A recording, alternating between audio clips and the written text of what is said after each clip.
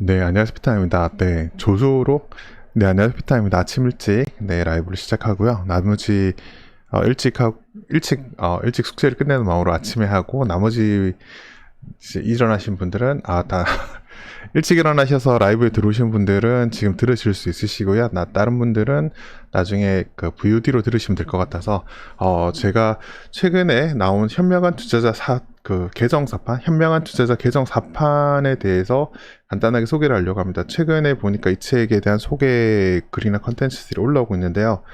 아마 제가 이 책을 받고 가장 먼저 리뷰할 부분은 아무래도 뭐 인지도나 이런 측면을 봤을 때 배당에 관련된 부분, 그러니까 벤자민 그레이엄이 배당에 관해서 코멘트한 부분이 있는데 그 부분을 제가 좀 소개해드리고 뭐 코멘트 기타 그런 것들을 좀 해드리면 의미가 있지 않을까 싶어서 이렇게 마이크를 켰습니다. 네, 그래서 표지는 이렇게 화면에 보이는 것처럼 표지가 되어 있고요.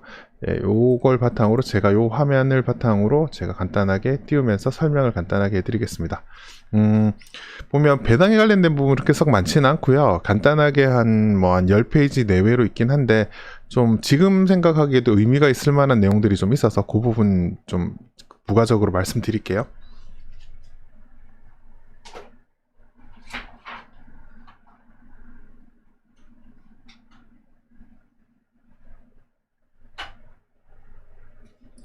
이렇게 19장에 보면은 배당 정책이라고 하는 챕터가 있어요. 그래서 여길 보면 처음에 딱 펴서 읽어보시면은 어이? 그레이엄은 행동주의자야? 라는 생각이 드는 내용이 초반에 나와 있는데 실제로 보면 그레이엄의 행동들을 쭉 추적을 해보면 행동주의적인 성향을 좀 보였던 때가 있었던 것 같아요. 그래서 그런 에피소드 같은 거 저는 주총이 이제 뉴욕에서 많이 떨어진 곳에 있을 때 뭐 그걸 찾아가려고 밤기차를 탔다 뭐 이런 이야기들도 있고 그러거든요. 그래서 그 부분에 관련된 이야기가 있는데 간단하게 한번 볼게요. 아마 그 그레이엄을 그냥 피상적으로 아시던 분은 요런 내용에 대해서 상당히 신선하구나라는 걸 느낄 수 있는 부분도 있을 것 같아요. 보시면은 여기서 보면 그러니까 주주들이 자 색깔을 바꿀게요. 빨간색으로. 네, 여기 보시면은 이야기라는 게 좀 강경한 모습을 보이는 게 주주들이 경영진에 대해서 좀 더 강경한 태도를 취해야 된다라는 이야기를 하면서 그러니까 정신 못 차리는 경영진 같은 경우는 주주들이 행동을 해서 어떻게 해야 된다라는 이야기가 이렇게 나오고 있어요. 그래서 그게 좀 이제 지금 이제 이 책이 그 60년대? 70년대 초반? 60년대 후반 요쯤에 아마 나왔던 걸로 아는데 한 50년 이상 지난 한국 입장에서도 보면 좀 약간 파격적이고 꽤 공격적이죠. 그러니까 아마 요 내용은 행동주의 하시는 분들이 이야기를 들으면 아마 좋을 것 같아요. 근데 왜 이야기가 서두에 그 이야기가 나오냐라고 하면 예를 들어서 주주 환원에 되게 소극적이고 주주를 위하지 않는 경영진을 위해서는 그러니까 어떤 정도 행동을 해야 되고 그게 또 주주에 대한 행동이 잘 나타날 때 배당으로 나타나기도 한다. 뭐 이런 식의 뉘앙스가 연결돼 있는 거고요. 이거는 제가 제 책 똑똑한 배당 주제를 쓰고 나서 제가 이제 제 블로그 등을 통해서 소개할 때도 그런 지배구조에 관한 이야기, 뭐 책에서도 그 부분에 대한 이야기 했죠. 지배구조에 관한 이야기나 이런 것들이 되게 많고요. 그런 부분을 연관지어 생각하면 이 그레이엄도 그랬을 수 있겠구나라는 건 제 입장에서는 충분히 이해가 가는 대목입니다. 여기서 보면 그러니까 외부인들이 타성적인 그 주주들을 구해준 사례가 많다는 건 이건 행동주의를 이야기하는 거예요. 요거는 딱 대놓고 타이핑 한번 쳐드릴게요. 여기는 딱 대놓고 행동주의를 이야기하는 거야. 네, 행동주의를 언급하는 것 같다라는 뜻이고요. 그 다음에 그러니까 우리나라에서는 이게 좀 잘 작동하지 않는데 여기 표현이 되는데, 그러니까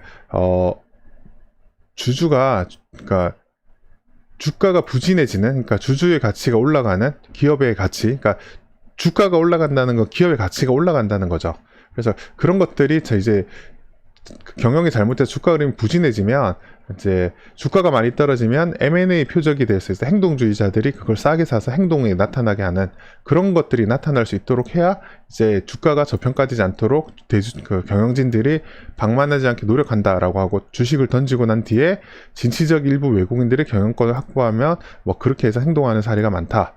네, 그런 거고 그 다음에 이제 그런 이야기가 나와 있는데 그래서 이제 오히려 이제 주주 행동주의의 긍정적인 효과, 그러니까 오히려 이제 그런 경영진을 좀 견제할 수 있는 시스템이 잘 작동해야 된다라고 하는 건데, 우리나라는 주주행동주의가 이게 성과가 그렇게 많이 나타나고 있지 않아서 그런 부분은 좀 아쉽긴 해요. 그래서 이거는 오히려 그레이엄도 책에서 보면 주주행동주의 긍정적인 부분을 좀 많이 이야기를 하고 있는 것 같죠. 회사는 이 그레이엄을 싫어하겠죠. 네, 그런 거고, 그 다음에 요 내용이 참 되게 인상적이던데, 주주총회를 참석해 본 사람들은 이게 무력감에 충분히 맛보았을 거다라고 하는데, 제가 주주총회를 시간이 되면 자주 가려고 애를 쓰는데, 이 무력감은 저도 충분히 맛봤기 때문에 그 이야기는 참 저는 그레이엄의 이야기에 좀 많이 공감이 가는 부분입니다. 그리고 그렇기 때문에 여기 한마디 이야기를 해요. 그래서 이런 일들이 많이 있기 때문에 프럭시, 그러니까 위임장 권유 같은 게 나온다. 주주행동주의가 나타나서 위임장 권유를 한다고 하면 너무 이렇게 이렇게 나대는 또 뭐 그렇게 하지 말고 좀 관심을 좀 기울여 줘라. 라는 이런 약간 좀 액티브한 그런 모습들을 이제 그레이엄이 보여줘. 그러니까 그레이엄의 제자인 워렌 버핏은 이제 행동주의 하는 거에 대해서는 뭐 그 나름대로 이유가 있지만 약간 거리를 두는 듯한 그런 뉘앙스를 보이는데, 벤자민 그레이엄은 굉장히 이렇게 우호적인 그런 모습을 보이는 게 좀 차이가 나죠.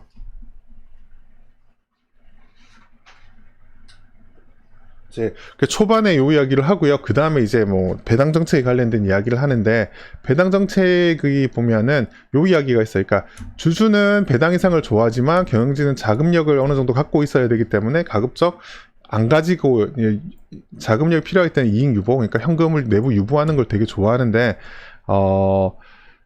이제 그런 성향이 있는 건 너무 기본적으로 당연하다. 그리고 지금 이 책이 한 50년 이상 전에 쓰였지만 현재 우리나라 느낌을 좀 많이 반영한다고 생각되는 게, 재무 상태가 오히려 건전한 성장하는 기업들이 의도적으로 배당 성향이 낮게 나타나는 성향이 있다는데, 요거는 뭐 어느 정도 납득이 가는 부분이기도 하죠.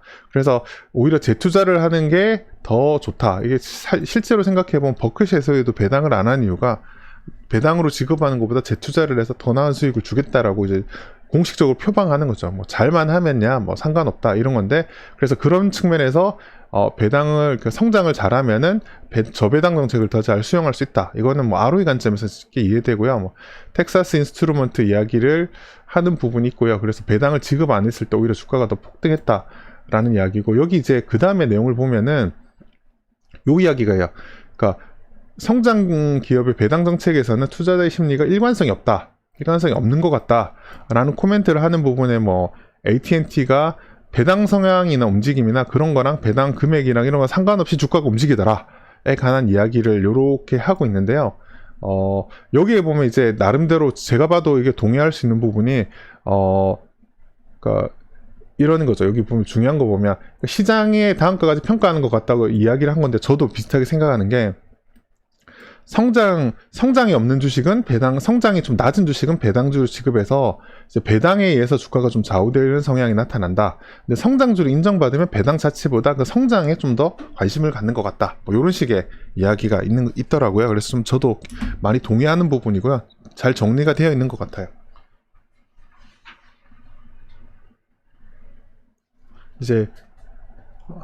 근데 이제 그래서 성장률로 평가받고 현금 배당은 덜 중요해진다라는 이야기인데, 여기서 보면 문제 제기하는 것들이 있어요. 저도 보면, 그러니까 실제로 보면 현실은 이렇게 그 중간에 놓이는 주식도 생각적으로 많다. 뭐 이런 이야기들도 좀 있고요. 그다음에 뭐 그런 부분에 대한 뭐 고민들이 좀 있었는데 나름대로 좀 합리적이지 않는가라는 생각이 들어요. 그다음에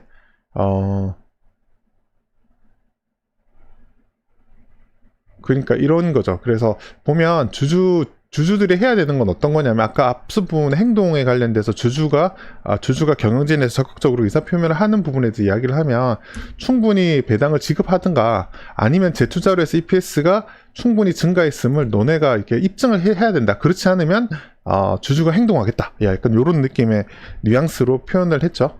그래서 성장주가 아닌데 배당이 적으면 주가가 저평가되기 쉽다. 그래서 이거는 뭐 그럴 수 있다라는 이야기고, 좀 개인적으로 많이 동의하는 부분이에요. 아주 명확하게 제 생각과 일치하기 때문에 되게 반갑습니다. 그래서 오히려 이제 뭐 그다음에 뭐 돈을 못 버는 회사가 배당의 인색, 뭐 이런 이야기 넘어갈게요. 나중에 읽어보시면 되시고요. 한 줄 한 줄 다 읽어드리기 좀 그러니까. 그리고 그 다음에 여기 보면 주식 배당이랑 주식 분할에 관련된 이야기가 있는데, 크게 중요한 건 아니고요. 여기 보면 뭐라고 하냐면 요 느낌이 되게 중요해요. 여기에 뭐 다른 부분은 뭐 이익 전입금이 자본금 전입된다, 이익 잉여금이 자본금 전입된다, 이게 회계적인 것들은 뭐 아시는 분은 아실 거고요. 중요한 거는 요거예요. 저는 그 주식 배당을 하는 걸 어떻게 해석하면 좋겠느냐라는 고민이 있었는데, 예, 그래서 주식 배당이랑 현금 배당이랑 지금처럼 뭐 장이 좀 잘 풀리거나 이럴 때는 주식 배당을 현금 배당보다 오히려 더 선호하기도 하거든요, 시장이. 근데 그럼 이 주식 배당 어떻게 이해하면 좋을까라고 하는데, 이 부분에 대해서 이제 과거의 사례를 통해서 이제 그레이엄이 확실하게 정리를 했어요. 그러니까 주식 배당은 현금 배당을 하고 그걸 유상증자 한 걸로 이해할 수 있다 하고, 실제로 과거에 보면 그렇게 하기도 했다 라고 해서 어떻게 되냐면, 공익기업 같은 유틸리티나 그런 공익기업들 사이에서 당시에 이제 그 그레이엄이 활동하던 당시에 그런 기업들이 있었다라고 표현을 하죠. 우리나라도 굳이 그거 지금 현재 법률상으로 그것과 유사하게 행동을 하는 회사가 있죠. 예. 그게 어느 회사, 무슨 회사냐면 여기 써드릴게요.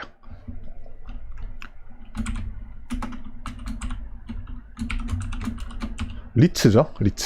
리츠가 보면 법적으로 배당을 그 90% 이상인가 해야 되고, 그 다음에 뭐 새로 건물, 최근에 이제 모 회사 같은 경우는 배당을 그렇게 많이 하고 나중에 다시 새로 건물을 사기 위해서 유상증자를 다시 하는 현상이 나타나는데, 우리나라의 비슷한 사례는 그런 걸로 보시면 될 것 같아요. 그래서 그런 경우에는 뭐 이제 그레이엄의 이야기에 따르면은, 네, 그래서 그런 경우에는 그 유상증자한 금액만큼 배당에서 약간 안 좋은, 그래서 주식 배당을 한 것 같은 그런 효과가 나타날 수도 있다. 오히려 세금 문제만 복잡할 수 있다.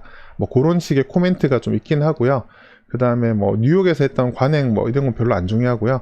일단 요렇게 이해를 하시면 돼요. 다시 정리를 하면 요게 이제 제가 제 고민에 관련됐던 중요한 포인트예요. 주식 배당을 어떻게 이해할 수 있느냐. 현금 배당 플러스 유상증자 로 개념을 잡으면 크게 무난할 것 같다 라고 정리를 해준 건 제 입장에서 굉장히 반가운 내용이 아닌가 생각합니다.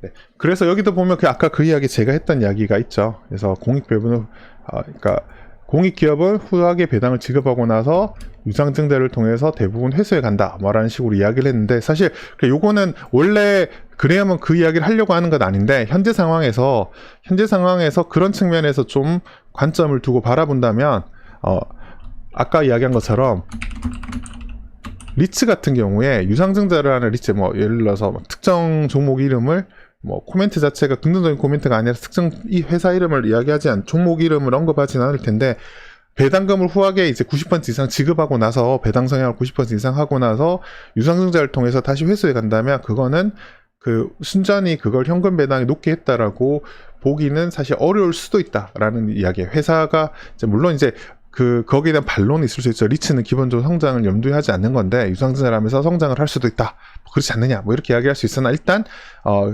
저는 책을 이해하는 관점에서 그렇게 한번 바라볼 수도 있겠구나 라고 이제 설명을 드리는 거고요. 요렇게 해서 요렇게 내용이 나와 있고요. 책은 기타 그리고 나서 이건 거의 뒷부분이거든요. 그래서 뒤에 보면은 뭐 안전마진에 관련된 이야기가 그 다음에 나오는데, 20장 안전마진이 되게 중요한 내용이죠. 그래서 책이 전체적으로